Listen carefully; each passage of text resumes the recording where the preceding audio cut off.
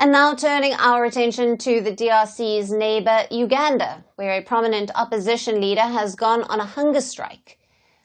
Now, Kizza Besigye, who is a prominent opposition figure, who has been detained by authorities after getting kidnapped from neighbouring Kenya last year, has now gone on a hunger strike in jail.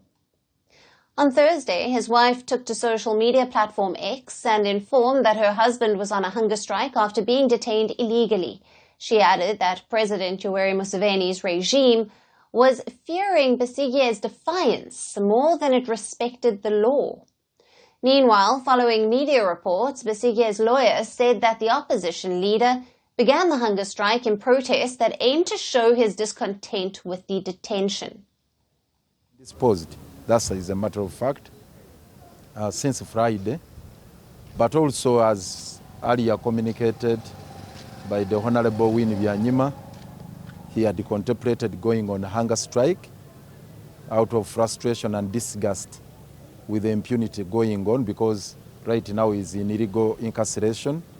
Now, Besigye's lawyer further reportedly said that the hunger strike was beginning to take a toll on the opposition leader's health.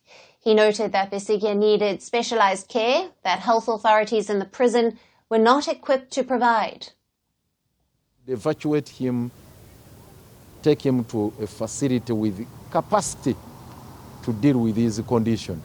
They should quickly and immediately shift him, transfer him to any facility that can handle him outside the precincts of Luzira prison.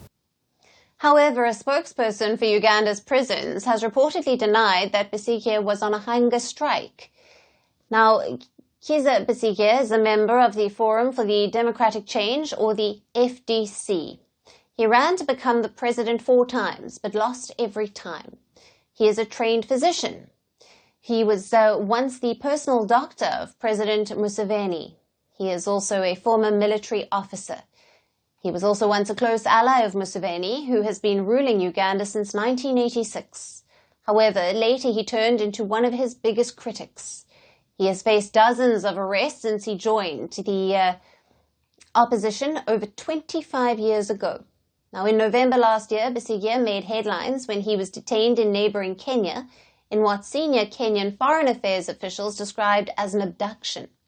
He was subsequently brought home, presented in front of a military court and charged with illegal possession of firearms and treachery, which carries the death penalty.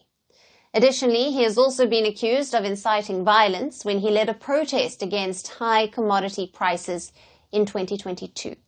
But Besigye has denied these charges, and his wife has called the trial a sham.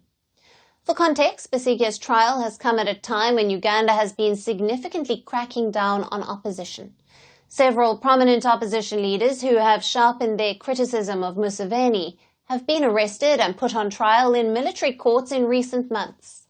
This is despite the Supreme Court banning the government from trying civilians in military courts. Last month, Uganda's Supreme Court called such military trials unconstitutional and ordered the transfer of all such cases to civilian courts. However, President Museveni has dismissed the court's decision and vowed to challenge it. Moreover, criticism has also mounted, especially from the United Nations and rights groups, over the government's human rights abuses and suppression of the opposition, including detentions, torture, and extrajudicial killings. But while the government has repeatedly denied those allegations, it has continued to arrest opposition figures in the run-up to the presidential elections in 2026. We're calling the show Vantage. We hope you like what we put together for you. Touted as the minimum defense from that video. India's neighbors were the first to send the special edition of Vantage live from the White House throughout this week. Yes, Hindu Mandir in we're on our way to Tel Aviv. Measure, but it's also the perfect way to drive.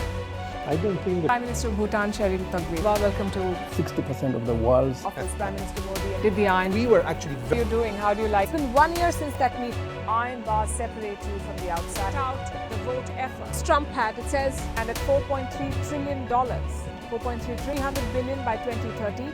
That's what we need to tackle climate change.